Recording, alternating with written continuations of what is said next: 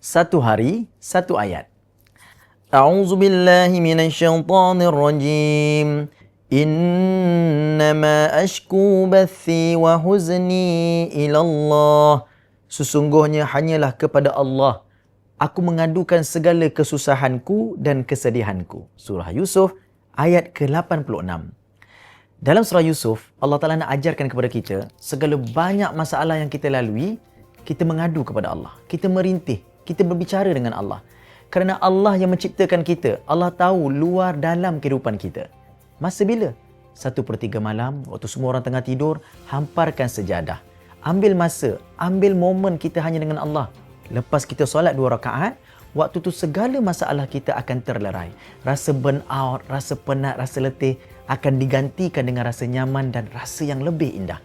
Orang yang melaksanakan akan merasakan betapa indahnya waktu ini. Cahaya Al-Quran, cahaya ke syurga.